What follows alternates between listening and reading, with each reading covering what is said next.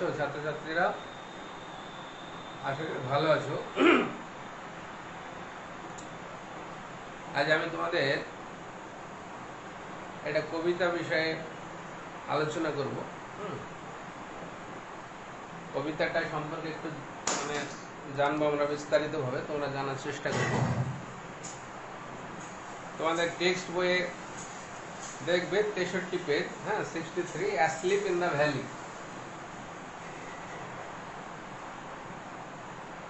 Asleep in the valley,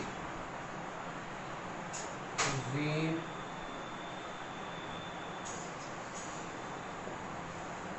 Nicholas. Jean Nicholas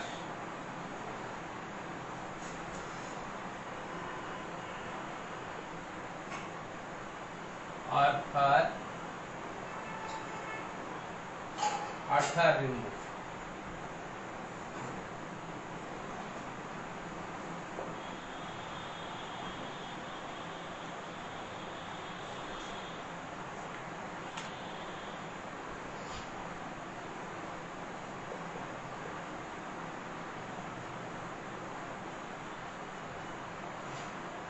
এই কবিতাটা বিষয়ে আমরা বিস্তারিত আলোচনা করব। Asleep in the valley.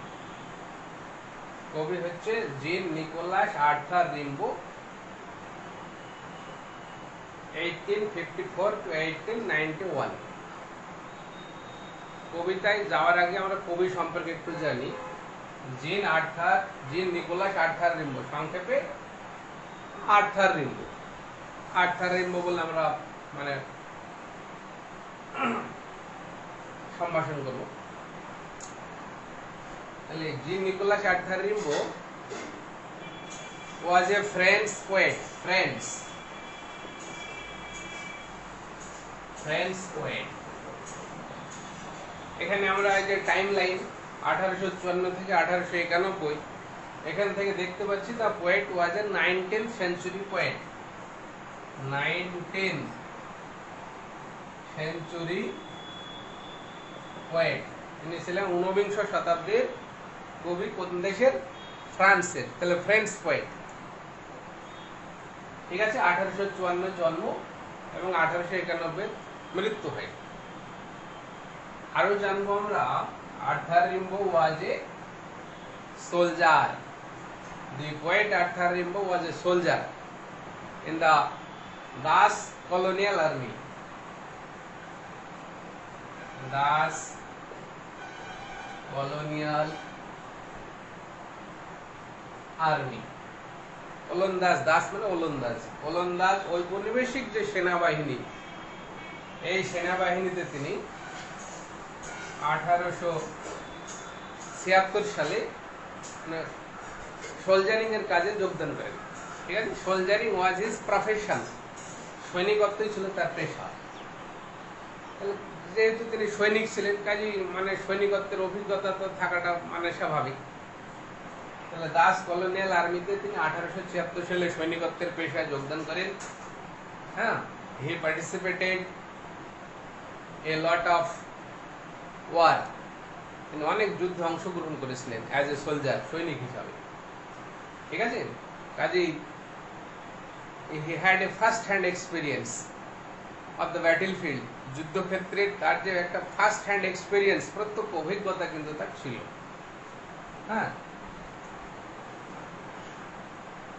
আর কবি Arthur Rimbaud started his literary career. তার এই সাহিত্য জীবন তিনি শুরু করেছিলেন from the very tender age, খুব অল্প বয়স থেকে। Before the age of his 13 he started his literary career। তার সাহিত্য চর্চার কাজ শুরু করেছিলেন and completed his creative writing, completed his literary composition before he reached his 20।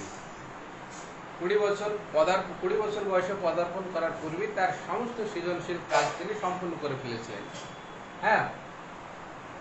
At a time he lost interest in his creative writing। তার এই সৃজনশীল কাজে তিনি উৎসাহ হারিয়ে ফেলেছিলেন and visited a lot of foreign countries abroad, অনেক বিদেশ তিনি ভ্রমণ করেছিলেন। In course of his visiting the foreign countries he went Aden. Aden একটা দেশ, এখন এই দেশটার নাম হচ্ছে তোমার ইয়েমেন। ইয়েমেন, অ্যাডেন তখন নাম ছিল, এখন হচ্ছে ইয়েমেন। এর রাজধানী জানো নিশ্চয়ই সানা। তাহলে অ্যাডেনে তিনি একসময়তে বসবাসও করেছিলেন। এবং আরেকটা মজার বিষয় যে in Aden he opened a coffee house. Coffee house, তিনি সেখানে একটা কফি হাউস এই দোকান খুলেছিলেন অ্যাডেনে, হ্যাঁ, ফর সাম টাইম, কিছু সময়ের জন্য। তারপরে unfortunately the poet breathed his last in 1891 at the age of 37। এই 1891 সালে তিনি মাত্র 37 বছর বয়সে শেষ নিঃশ্বাস ত্যাগ করেন। হি ডাইড অফ ক্যান্সার, তিনি ক্যান্সার রোগে আক্রান্ত হয়ে মারা যান। তো এত অল্প সময়ে সাহিত্য চর্চার কাজ তিনি শুরু করেছিলেন এবং ইংরেজি সাহিত্যের ইতিহাসে যথেষ্ট অবদান রেখেছেন, ঠিক আছে। He had left an everlasting impression in the history of English literature. তার দুটো বিখ্যাত কবিতা টু মিউজিক, এখানে তোমাদের টেক্সট বই দেওয়া আছে, দুটো কবিতার নাম, একটা হচ্ছে টু মিউজিক, আর একটা আছে তোমাদের ইভিনিং প্রেয়ার। ইভিনিং প্রেয়ার, এই দুটো তার বেশ ভালো বিখ্যাত দুটো কবিতা, টু মিউজিক, ইভিনিং প্রেয়ার। এটা আমরা আরো উপর ক্লাসে গিয়ে মানে জানবো। এই কবি সম্পর্কে একটু জানলাম, এবার আমরা কবিতাটার আসছি। Asleep in the valley. এই অ্যাসলিপ ইন দ্য ভ্যালি কবিতা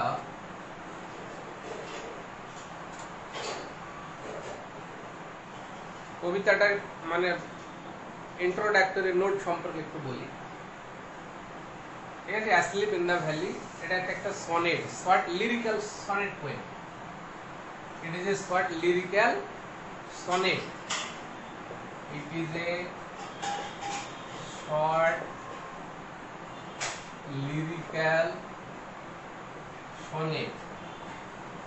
এটা হচ্ছে একটা গীতি কবিতা, মানে সনেট ধর্মী কবিতা। সনেট কাকে বলে? সনেট, সনেট আমরা বলি short lyrical poem of 14 lines, 14 লাইনের একটা গীতি কবিতা, ঠিক আছে, তাকে আমরা সনেট বলি। তো এই অ্যাসলিপ ইন দ্য ভ্যালি এই কবিতাটা একটা সনেট ফর্মে লিখেছেন কবি আর্থার রেমবো। এর দুটো পার্ট আছে, দুটো স্ট্রাকচার আছে। একটা হচ্ছে তোমার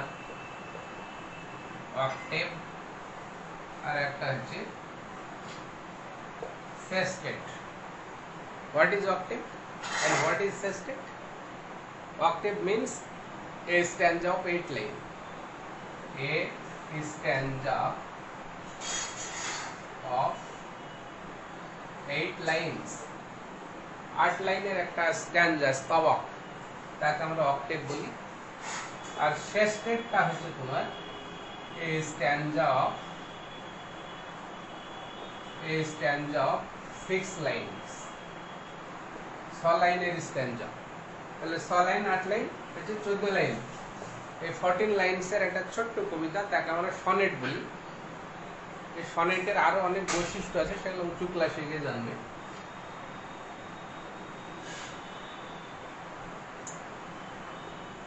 এই যে সনেট, এর একটা রাইম স্কিম আছে। রাইম কবিতা মানে একটা রাইম থাকবে। আর রাইম মানে কি? আর রাইম মিন্স, জানো রাইম মানে কি? রাইম হচ্ছে তোমার repetition of the similar sound, repetition of the similar sound in the last of a metrical line or metrical verse। কবিতার যে লাইন এক একটা সেগুলোকে আমরা ভার্স বলি, ভার্স।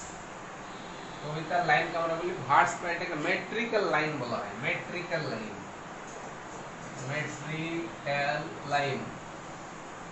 তাহলে মেট্রিক্যাল লাইন আর ভার্সের at the end মানে শেষে, দ্যাট লাস্ট ওয়ার্ড, ঠিক আছে, বা এন্ডিং ওয়ার্ড, এই এন্ডিং ওয়ার্ডগুলির বা শেষ শব্দগুলির মধ্যে একটা যে মানে সিমিলার সাউন্ডিং, ঠিক আছে, মানে উচ্চারণের বা শব্দের যে একটা সিমিলারিটি, সেমনেস, সাদৃশ্যতা, এর যে রিপিটিশন, আবার পুনরাবৃত্ত করা, সেটাকে আমরা রাইম বলছি, ঠিক আছে। Rhyme means the repetition of the same sound or similar sound at the end of a verse or metrical line, সেটাকে আমরা রাইম বলছি।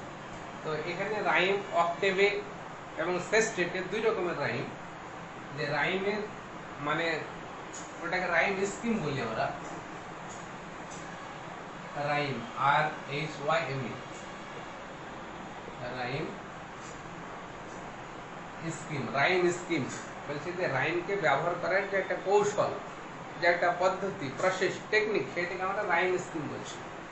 অক্টেভ, অক্টেভের ক্ষেত্রে যেটা 8 লাইনের স্ট্যান্জা বললাম, এই অক্টেভের ক্ষেত্রে দেখা যায় এটা মানে তোমার ইটালিয়ান সনেট ফর্ম। কিন্তু এই the poem asleep in the valley has been written in the Italian sonnet form. Italian sonnet form has two parts, octave and sestet.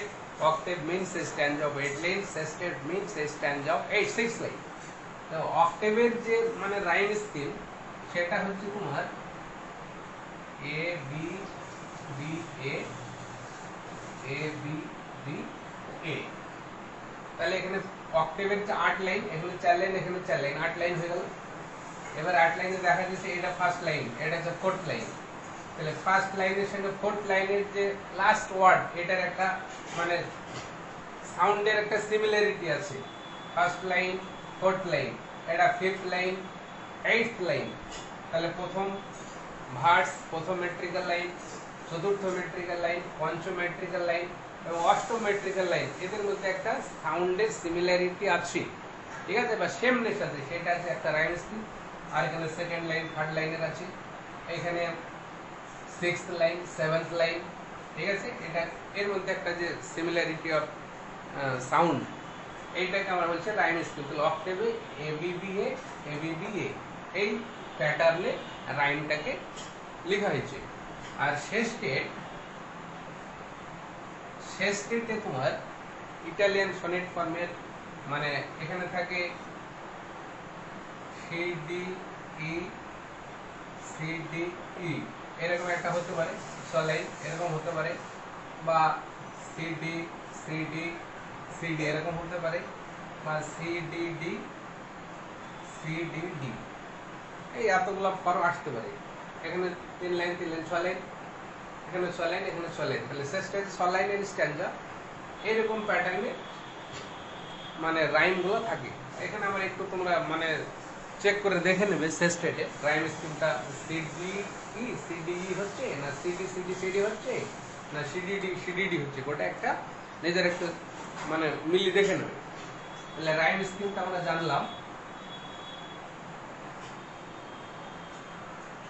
এবার এই কবিতা যে হেডিং, যে টাইটেলের দিকে তাকাও, যে অ্যাসলিপ ইন দ্য ভ্যালি।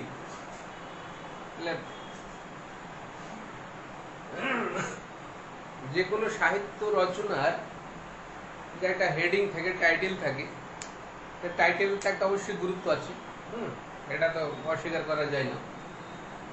এখানে তোমার যারা স্কলার, অনেক যারা ক্রিটিক্স, তারা বলেছে যে the heading or title of any literary composition may be compared to the signboard of a shop. একটা দোকানের সাইনবোর্ডের সঙ্গে একটা সাহিত্যের রচনার হেডিং এর বা টাইটেলের তুলনা করা হয়। Just as the signboard indicates the goods or items of the shop, so as the title of any literary art or composition indicates its theme or subject matter. Okay? তাহলে দোকানের সাইনবোর্ড দেখে আমরা যেমন দোকানকে চিহ্নিত করতে পারি কিসের দোকান বা কি কি আইটেম গুডস পাওয়া যাবে সেটা ঠিক করতে পারি, ঠিক একই রকম ভাবে তোমার যে কোনো গল্পের সাহিত্য রচনার যে টাইটেল হেডিং সেটা থেকে আমরা সেই গল্পের মানে বিষয়বস্তু থিম সম্পর্কে কিছুটা আইডিয়া করতে পারি, ঠিক আছে। সেই জন্য the signboard the title of any literary composition may be compared to the signboard of a shop, এটা মাথায় রাখবে। এবার আমরা আসি asleep in the valley। asleep in the valley বলতে আমরা কি বোঝাই? asleep শব্দটা দেখো কোন পার্টস স্লিপ ভার্ব, asleep অ্যাডজেক্টিভ, asleep টা অ্যাডজেক্টিভ ঘুমাইতো, a state of being slept, একটা ঘুমানোর যে একটা অবস্থা বা কন্ডিশন সেটাকে আমরা asleep বলছি। In the valley, valley what is valley? Valley যে জিওগ্রাফিক্যাল টার্ম, উপত্যকা বাংলাতে বলি, উপত্যকা বলতে কি বোঝায়? ভ্যালি। তাহলে valley means a low land, low area of land between two hills or mountains and especially a small river flowing through it। তাহলে একটা নিম্ন অঞ্চল, একটা নিম্ন ভূমি যা মানে দুটো পাহাড় বা পর্বতের মধ্য দিয়ে একটা নিম্নভূমি যার মধ্যে দিয়ে একটা ছোট নদী প্রবাহিত হয়েছে, সেটাকে আমরা ভ্যালি বলে থাকি, ঠিক আছে। তাহলে valley means a low area of land between two hills or mountains with a small river flowing through it, সেটাকে আমরা ভ্যালি বলছি। তাহলে এখানে asleep in the valley, তাহলে একটা যে সুন্দর একটা যে ন্যাচারাল সিন, এটা মানে দুটো পর্বত বা পাহাড়ের মধ্যে একটা মানে নিম্ন অঞ্চল, তার মধ্যে একটা নদী প্রবাহিত হচ্ছে, হ্যাঁ, সেইখানে ঘুমাইতো, নিশ্চয় কারো ঘুমিয়ে যাওয়ার কথা বলা হচ্ছে এখানে, কেউ হয়তো ঘুমিয়ে আছে, সাহিত্য আছে, নেতৃত্ব অবশ্যই আছে, এইরকমের একটা আমরা বিষয় বা অর্থকে গেস করতে পারছি এই টাইটেল থেকে, ঠিক আছে। এবার আমরা যদি কবিতার লাইন বা লাইন পড়ি তাহলে আরো ক্লিয়ার কবিতাটা বুঝতে পারবো। এবার চলো তাহলে আমরা শুরু করি। টেক্সট বইটা তোমরা ওপেন করবে, হ্যাঁ, 63 পেজ। তাহলে এখানে দেখো, a small green valley where a slow stream flows and leaves long strands of silver on the bright grass from the mountain top stream and the sun's rays। তাহলে এই তিনটি লাইন থেকে আমরা কি বুঝতে পারছি? প্রথম লাইন বলছে স্মল গ্রিন ভ্যালি, তাহলে ভ্যালি সম্পর্কে আমরা জানলাম। এবার বলছে যে the valley is green, the valley looks green. তাহলে গ্রিন সবুজ উপত্যকা, তাহলে আরো সুন্দর দৃশ্য। হোয়ার এ স্লো স্ট্রিম ফ্লোজ, যেখানে একটা ছোট্ট নদী প্রবাহিত হয়েছে, মানে বয়ে গেছে। and leaves long strands of silver on the bright grass। তাহলে এখানে ব্রাইট গ্রাস, স্পার্কলিং গ্রাস, মানে সেই উপত্যকাতে সবুজ ঘাস আছে, সবুজ ঘাসের উপরে সূর্যালোক পড়ছে, সেই সূর্যালোক পড়ে ঘাসগুলি খুব স্পার্কলিং, জল জল করছে, গ্লিটার, চকচক করছে, ঠিক আছে। আর লং স্ট্র্যান্ডস বলতে কি বুঝি?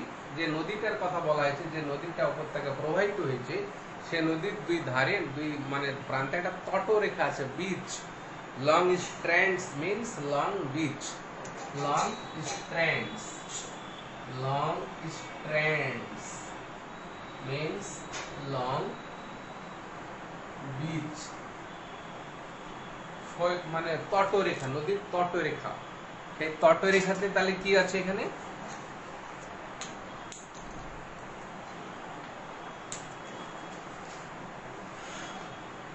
তাহলে নদীর দুই তটরেখাতে দেখা যাচ্ছে তোমার সূর্যের আলো পড়ছে, সেখানে ঘাস আছে, ঘাসের উপর সূর্যের আলো পড়লে জল করছে। From the mountain top, mountain top মানে পিক অফ দি মাউন্টেন, মানে পর্বতের চূড়া, শীর্ষ, সেখান থেকে সূর্যের আলো পড়ছে, বিস্তৃত হচ্ছে, হ্যাঁ, নদীর উপরে পড়ছে। সানরেজ মানে Sunlight.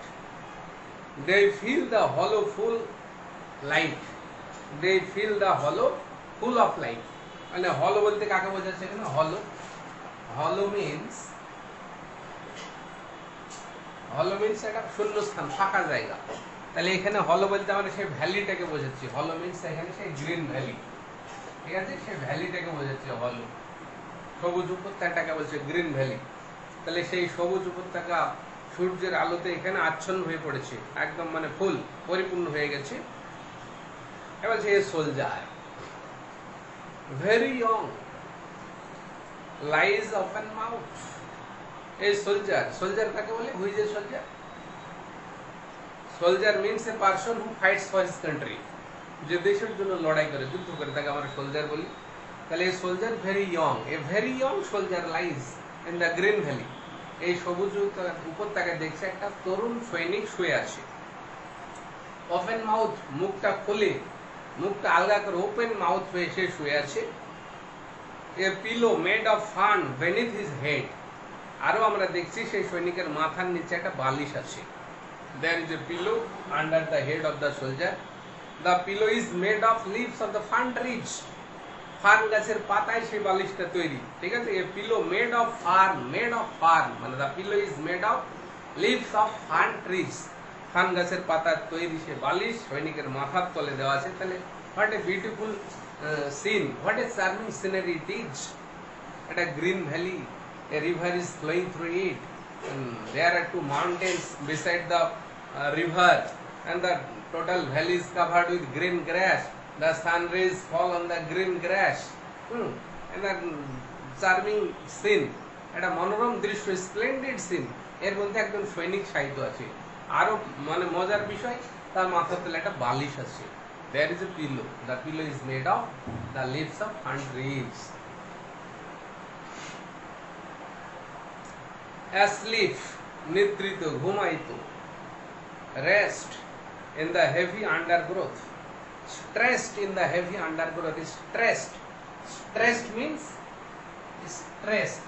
S-T-R-E-T-C-H. Stressed means extended. Extended.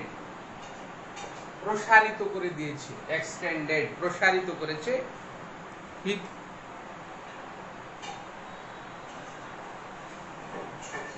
In the heavy undergrowth, in the heavy undergrowth, undergrowth, heavy মানে হচ্ছে লার্জ, heavy মানে হচ্ছে এখানে লার্জ, heavy, heavy মানে হচ্ছে লার্জ, heavy মানে আমরা ভারী বুঝি, এখানে মানে কবির মানে ভাষাতে এখানে heavy means is a large। R undergrowth, undergrowth means weeds, unnecessary plants, weeds, bushes and unnecessary plants, কিছু আগাছা, ঝোপ, অপ্রয়োজনীয় কিছু গাছপালা, উদ্ভিদ, সেগুলিকে আমরা undergrowth বলছি। weeds and bushes and unnecessary plants or trees, হ্যাঁ, এগুলি হচ্ছে undergrowth। তাহলে এই রকমের একটা unnecessary plants, weeds, bushes এর মধ্যে সেই সৈনিক নিদ্রিত অবস্থায় পড়ে আছে। Fell in his warm green sun-soaked bed, sun-soaked bed। বলছে the soldier looks pale, তাকে মানে একটু বিবর্ণ দেখাচ্ছে। the soldier looks pale, discolor, তাকে একটু ফ্যাকাশে, discolor দেখাচ্ছে, মানে বিবর্ণ দেখাচ্ছে। in his warm মানে ওয়ার্ম মানে উষ্ণতা, টেম্পারেচার, শরীরের যে টেম্পারেচার, উষ্ণতা, সেই দিক থেকে মনে হচ্ছে তাকে একটু মানে কেমন মনে হচ্ছে, ফ্যাকাশে হয়ে গেছে, সেই শরীরের সেই ওয়ার্ম, সেই তেজটা নাই। গ্রিন সানসোক বেড, যখন সেই বিছানায় সে শুয়ে আছে, সানসোক বেড, সানসোক বেড মানে সূর্যে ভেজা বিছানা, সূর্যে সিক্ত বিছানা, সানসোক বেড। তার মানে এখানে কি হচ্ছে, সূর্যেতে কোনো কিছু ভিজে না। সূর্যে কখন ভিজে? সূর্যের প্রচন্ড রোদে যখন আমরা ঘেমে যাই তখন সূর্য আমাদের ভিজে দেয়। তাহলে সানসোক বেড, তার মানে the total bed is covered with the sunlight, scorching sunlight, the total bed is covered with the scorching sunlight। হ্যাঁ, সূর্যের সেই মানে তীক্ষ্ণ আলো, রোদ দ্বারা গোটা বিছানাটা মানে আবৃত আছে, এবং সেই মানে বিছানায় সৈনিক শুয়ে আছে। তাই এখানে মনে হচ্ছে সৈনিক হয়তো ঘেমে গেছে, তার ঘামে হয়তো সে বিছানায় ভিজে গেছে, তাহলে সে সানসোক বেড। তাহলে এই যে 8 লাইন অক্টেভটা আমরা পড়লাম, এই 8 লাইনের স্ট্যাঞ্জা, তাহলে এখানে মানে সুন্দর একটা ব্যাকগ্রাউন্ড দেওয়া আছে কবিতার, ঠিক আছে। The poet Arthur Rimbaud has given a fine background of this poem, the kind nature, the munificent nature, হ্যাঁ, with green grasses in a valley, একটা উপত্যকায় সবুজের সমারোহ, যেখানে একটা মনোরম দৃশ্য, এটা হচ্ছে কবিতার ব্যাকগ্রাউন্ড হিসাবে কবি ব্যবহার করেছেন। সেখানে আমরা জানছি একজন মানে খুবই ইয়ং সৈনিক, তরুণ সৈনিক, সে উপত্যকায় সেই অপ্রয়োজনীয় গাছপালা, উদ্ভিদ, ঝোপঝাড়, তার মধ্যে সে শুয়ে আছে, হ্যাঁ, মাথার নিচে একটা সে ফার্ম গাছের পাতা দ্বারা তৈরি বিছানা, এই বালিশ মাথার তলে দেওয়া আছে। কবি মানে কল্পনা এখানে উপলব্ধি করছেন যে বিছানা যেন সূর্যের রোদে ভিজে গেছে, শানশোক বেড, ঠিক আছে। এই হচ্ছে আমরা একটা অক্টেভের অর্থ এটুকু বুঝলাম। এবার আমরা শেষ স্টেট পড়বো, মানে লাস্ট একটা 6 লাইন। এখানে হচ্ছে his fit among the flowers he slips, his fit among the flowers he slips. এবার মানে কবি বলছেন, the poet means to say that the soldier is lying, soldier is sleeping and his feet is covered with the flowers. সৈনিক শুয়ে আছে and his feet is covered with flowers, তার মানে পা ফুল দিয়ে ঢাকা আছে। His smile is like an infant's, gentle without zeal. There is a smile on the soldier's mouth. সৈনিকের মুখে একটা হাসি লেগে আছে। We can see মানে স্মাইল, হ্যাঁ, ভেরি অ্যাট্রাকটিভ স্মাইল আমরা দেখতে পাচ্ছি। কবি এখানে বলছেন the smile is like an infants, একজন শিশুর হাসির মতো, একজন শিশুর হাসি, একজন শিশু, ইনোসেন্ট চাইল্ড, ইনোসেন্ট ইনস্ট্যান্ট, নিরীহ, হ্যাঁ, ব্লেমলেস, তার যে মানে কত মানে অ্যাট্রাকটিভ হাসি, হ্যাঁ, সুন্দর হাসি, সেই হাসি সৈনিকের মুখে লেগে আছে।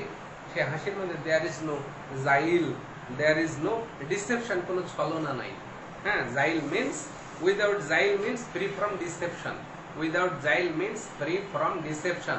There is no কোনো deception, there is no কোনো in the smile of the soldiers, ঠিক আছে।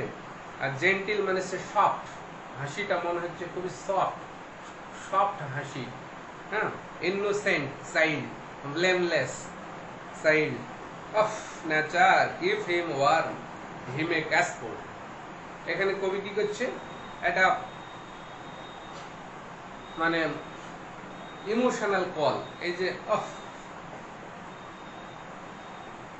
AH এই শব্দটা আমরা উচ্চারণ করি কখন, এটা হচ্ছে ইমোশনাল কল, এটা আবেগের একটা ডাক, ইমোশনাল কল। কবি এখানে প্রকৃতিকে অ্যাড্রেস করছেন, the poet is addressing the kind nature, সেই মানে দয়ালু প্রকৃতিকে অ্যাড্রেস করছে, সম্বোধন করে বলছে of nature, keep him warm, বলছে তাকে উষ্ণ রাখো, তার শরীরটাকে গরম রাখো, হ্যাঁ।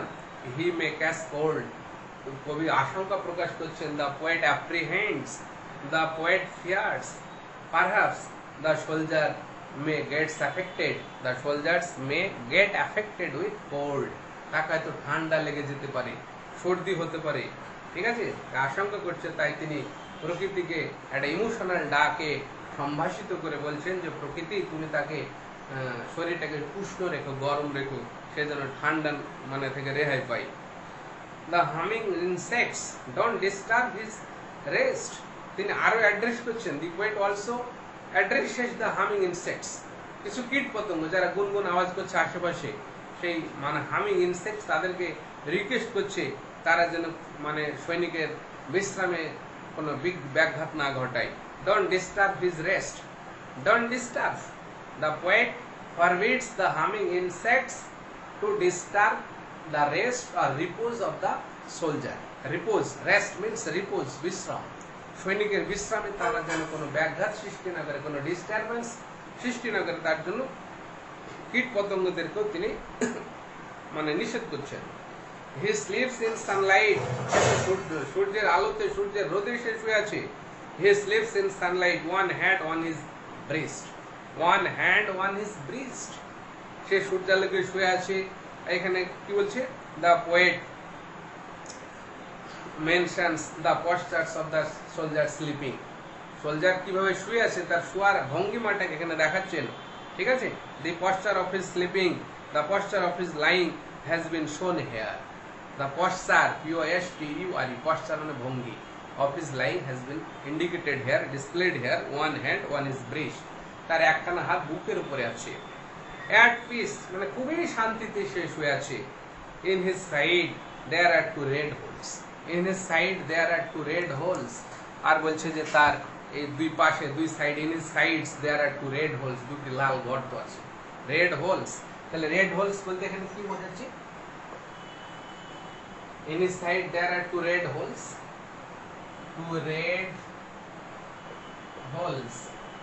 দুটি লাল গর্ত। তার মানে এখানে two wounds, two injuries, দুটি ক্ষতস্থান। Caused by the bullet of gun, ঠিক আছে, বন্দুকের গুলিতে মানে দুটো ক্ষতস্থান তার শরীরের দুই পাশে তৈরি হয়েছে। সেই দুটি ক্ষতস্থান সেখান থেকে রক্ত বেরিয়েছে ফিনকি দিয়ে, সেটা কি তিনি বলছেন যে রেড হোলস। হ্যাঁ, red holes, two red holes means two wounds or two injuries caused by the bullets of the gun in the battlefield, যুদ্ধক্ষেত্রে মানে গুলির আঘাতে দুটো ক্ষতস্থান তৈরি হয়েছে। তাহলে এই হচ্ছে কবিতার মানে প্যারাফ্রেজ আকারে আমরা এটার অর্থটা বুঝলাম। তাহলে কবিতার প্যারাফ্রেজ আকারে লাইন বাই লাইন এটা আমরা ব্যাখ্যাটা বুঝলাম, ঠিক আছে। তাহলে সুন্দর একটা অর্থ এখানে আমরা পেলাম যে asleep in the valley, এই কবিতায় the poet has presented the theme through a very interesting and attractive natural atmosphere, natural scene, and with a tragic death of a young soldier. একজন ইয়ং সৈনিকের যে দুঃখজনক মৃত্যু, ট্রাজিক ডেথ, সে সাহিত্য পড়ে আছে, তার শরীর ফ্যাকাশ হয়ে গেছে, বিবর্ণ হয়ে গেছে, এখান থেকে শরীরে দুটো ক্ষতস্থান আছে, এখান থেকে না পরিষ্কার, দ্য সোলজার ইজ ডেড, সে মৃত, মানে সে আর জীবিত নাই, সে পড়ে আছে।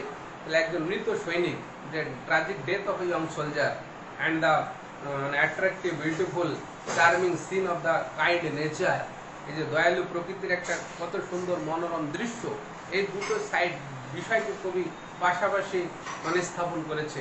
হ্যাঁ, এবং কবিতার যে ব্যাকগ্রাউন্ডটা তিনি যে মানে অঙ্কন করেছেন সেটাও খুবই সুন্দর, ঠিক আছে। তাহলে এই কবিতার অন্তর্নিহিত অর্থ আছে, এটা আমরা ওপেনিং অর্থ ব্যাখ্যা করলাম। অ্যাকচুয়ালি আগেই বলেছি তোমাদের, the poet was a soldier and he achieved first hand experience in the battlefield, যুদ্ধক্ষেত্রে তিনি প্রত্যক্ষ অভিজ্ঞতা অর্জন করেছিলেন। হ্যাঁ, তিনি কখনোই যুদ্ধকে পছন্দ করেননি।